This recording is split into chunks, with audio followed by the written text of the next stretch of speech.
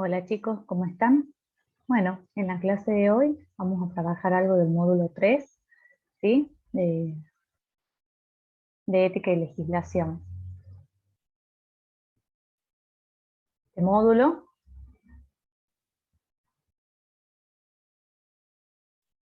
se llama ética y moral. Vamos a comenzar. Vamos a ver en primera instancia algunas diferencias entre lo que es la moral y la ética, ¿sí? La ética se refiere al estudio y al análisis de la moral, es decir, que la moral va a ser su objeto de estudio, ¿sí? Para llegar a un pensamiento propio, elaborar una hipótesis y una teoría sobre lo que está bien y lo que está mal.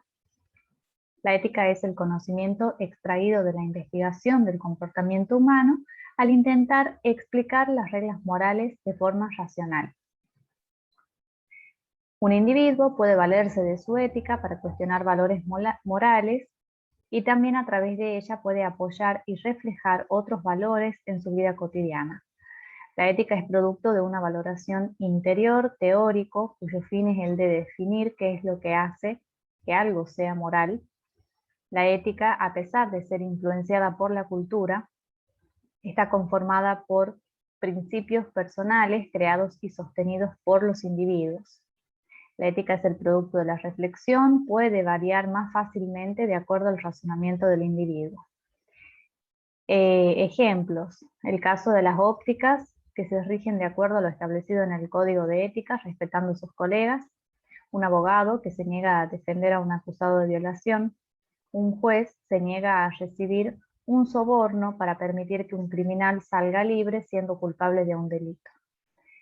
Por su parte, tenemos la moral, definida como el conjunto de los valores y reglas definidos culturalmente, que es común a todos los miembros de una determinada sociedad. Es el cómo las personas deben comportarse en ese medio social. Estas costumbres van a guiar los juicios de cada individuo sobre cómo actuar de acuerdo con lo que fue previamente aceptado como norma. Desde el punto de vista moral, lo que es correcto o incorrecto depende del lugar donde el individuo se encuentra, de la tradición, la cultura, la educación y la vida cotidiana. Es una práctica compartida socialmente. La moral es una pauta externa que puede ser proporcionado por instituciones, grupos o por la cultura a la cual pertenece un individuo. La moral es muy estable dentro de un determinado contexto. Por ejemplo, respetar restricciones por COVID-19, prohibido fumar en ambientes cerrados, vivir de acuerdo a las normas religiosas como los 10 mandamientos para los católicos. Vamos ahora a los criterios de la conducta humana, ¿sí?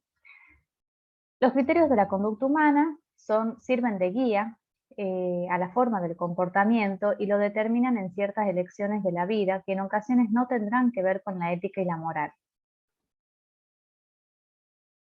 Vamos a encontrar como primer criterio el placer y los instintos.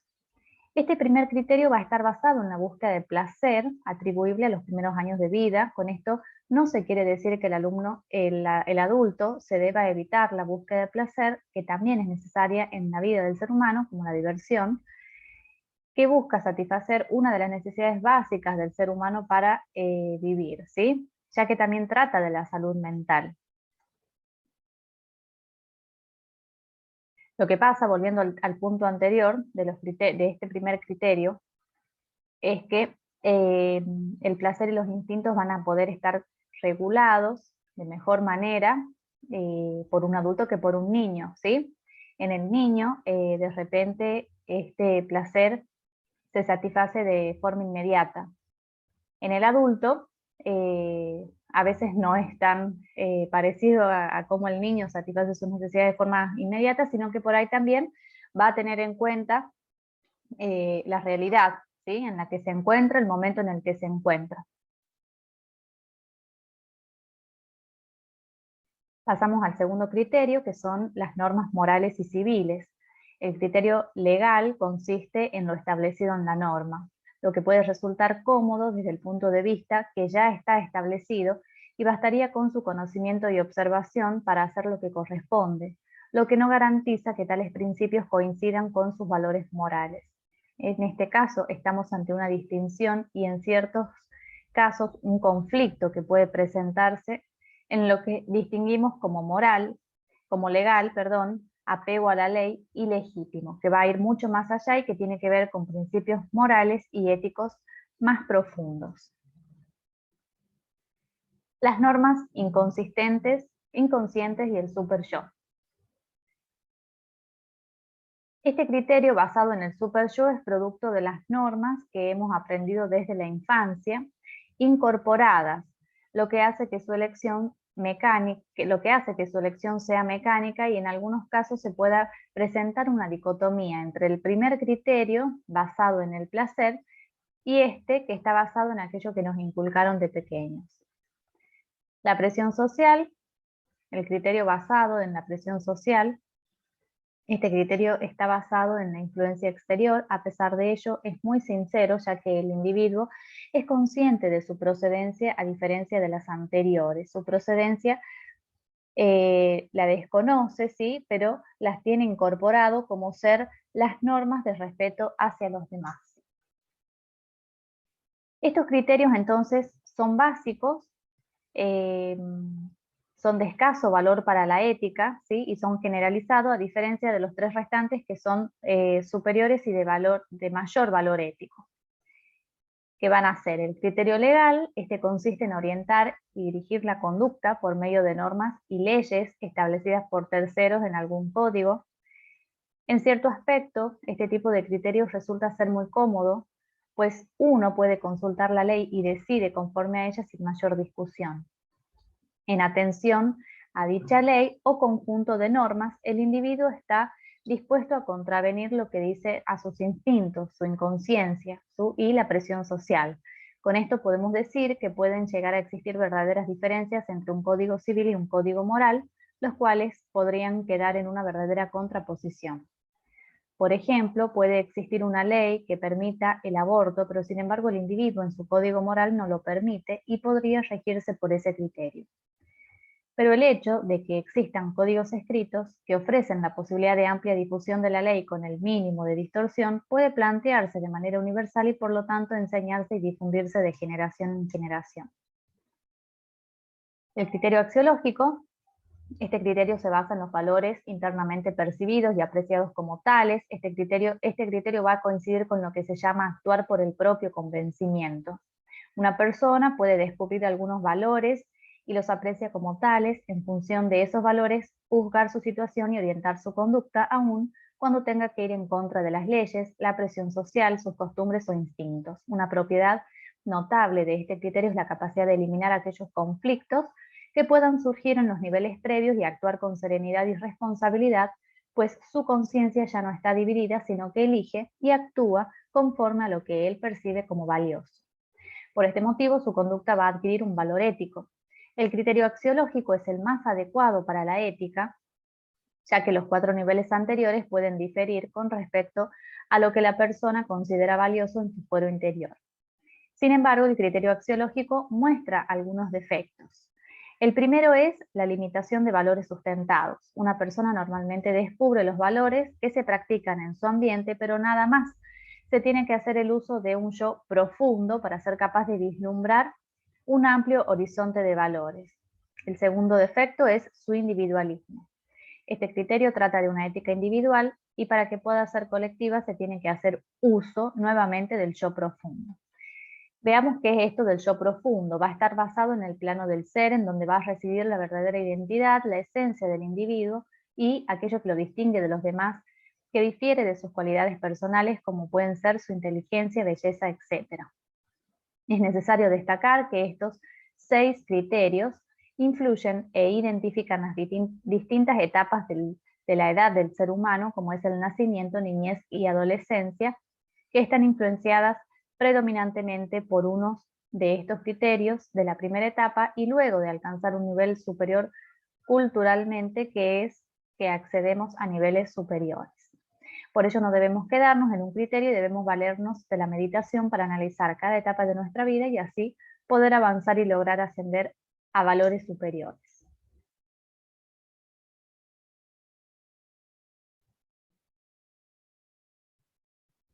Vamos a ver los actos humanos, ¿sí? Estamos haciendo un recorrido sobre algunos de los temas del módulo. La idea es que puedan abordarlos más en profundidad, ¿sí?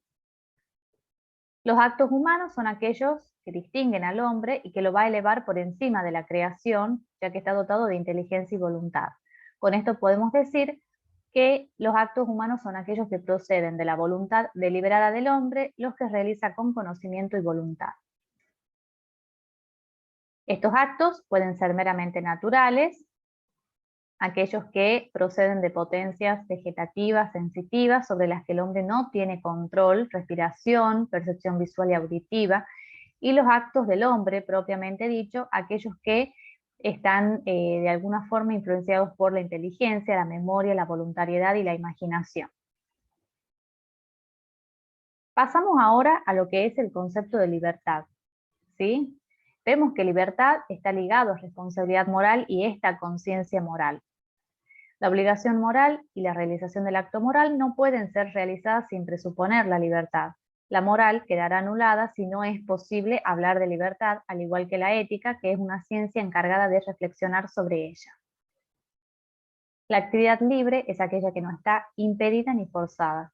Si se logra pensar que los actos están determinados casualmente y son libres al propio tiempo, entonces se habría resuelto el problema de la libertad.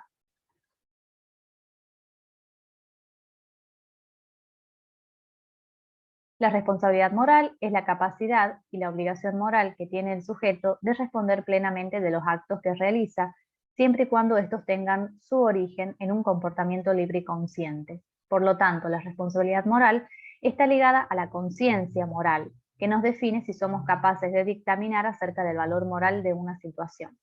La libertad va a consistir en el dominio sobre nosotros mismos y sobre la naturaleza exterior, o sea, es la posibilidad de actuar según nuestra propia voluntad. Podemos decir entonces que cuando hablamos de libertad nos vamos a estar refiriendo a la capacidad con la que cuenta una persona, ¿sí? de tener una autodeterminación de la voluntad, lo que le posibilita actuar como desea, y que este es el verdadero autor de su conducta, porque él mismo lo determina en función de sus actos, los cuales están regulados por la responsabilidad moral y la conciencia moral que previamente asimiló desde la infancia respetando normas de la sociedad en la que convive. Es difícil negar que nuestras valoraciones y conductas estén condicionadas por el entorno sociocultural. Si todos nuestros actos estuviesen condicionados, no podríamos alabar o reprochar una conducta, ya que no actuaríamos libremente. La moral necesita de este tipo de libertad para que las acciones puedan ser juzgadas como buenas o malas. Tenemos también obstáculos en la libertad, ¿sí? Por ejemplo, un hombre de Estado puede emprender una forma radical en la vida económica de su país y fracasar en su intento por causas imprevistas. Aquí, manifiestamente, hubo un acto volitivo indiscutible, libertad de opción, y sin embargo faltó libertad de obrar, la posibilidad de sacar adelante sus ideas de política económica. Las coacciones que limitan o obstaculizan la libertad pueden ser internas o psicológicas. Por ejemplo, la falta de voluntad para abandonar un hábito o vicio como dejarte fumar o beber, y también pueden ser externas, como aquellas presiones provenientes de agentes externos como amenazas, castigos, chantajes. Spinoza acerca de la libertad y del determinismo nos va a decir: los hombres se equivocan en cuanto piensan que son libres, y esta opinión solo consiste en que son conscientes de sus acciones e ignorantes de las causas por las cuales que son determinados. Su idea de libertad es esta, que no conocen causa alguna de sus acciones.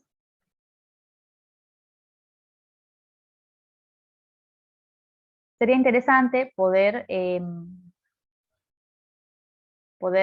repensar, ¿no?, esto que propone Spinoza en el contexto actual.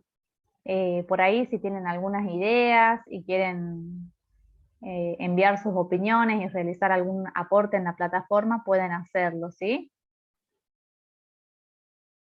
Vamos a ver entonces que la cultura conduce al ser humano a actuar de cierto modo, que sus acciones se correspondan a las normas establecidas.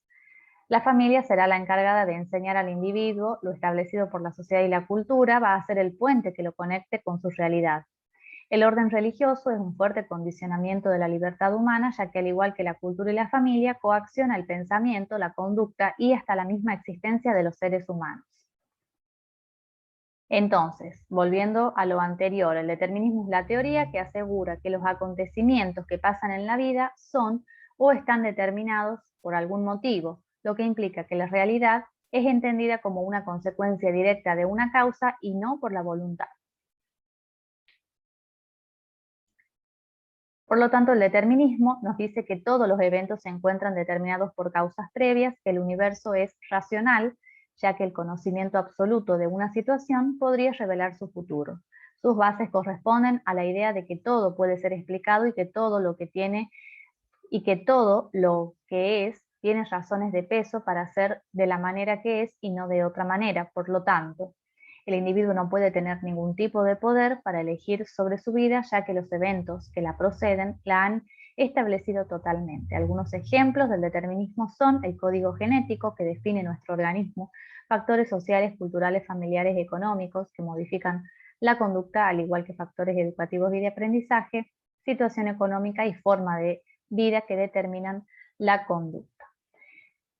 Tenemos además el concepto de progreso moral, muy importante y relacionado a todo lo anterior, ¿sí? Suele manifestarse en estas dos cualidades, el plano intelectual, como la tolerancia, y en la línea de voluntad, que tiene una tendencia a la unidad.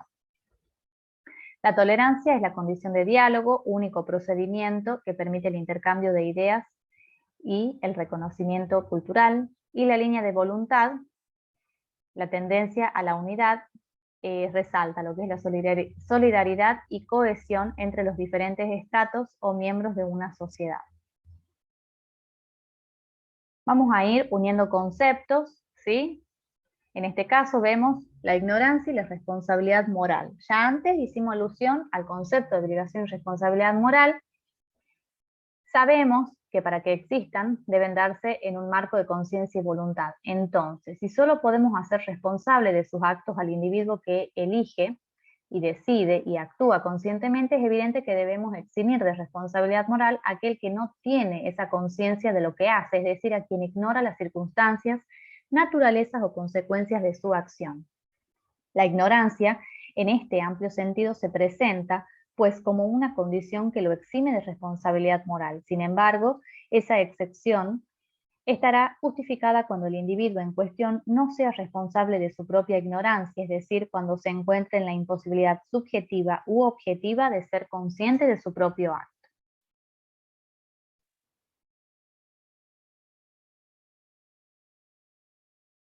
Acá vemos lo que es la relación de estos conceptos de responsabilidad moral, libertad y determinismo y necesidad. Por ahí uno de los puntos que también se piden en el práctico. Esto lo voy a pasar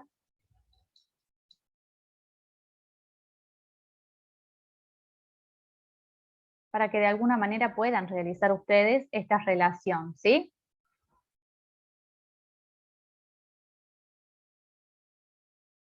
Como les decía recién, los dejo con esta pregunta, ¿sí? En cuestión de la relación de estos conceptos que ustedes van a desarrollar en el práctico. Cualquier duda que tengan, me consultan por plataforma, ¿sí? Recuerden presentar los prácticos en tiempo para poder recibir también en tiempo su devolución y, bueno, saber sus notas y poder programar los exámenes que decidan rendir, ¿sí? Bueno, les mando muchos saludos, que estén bien.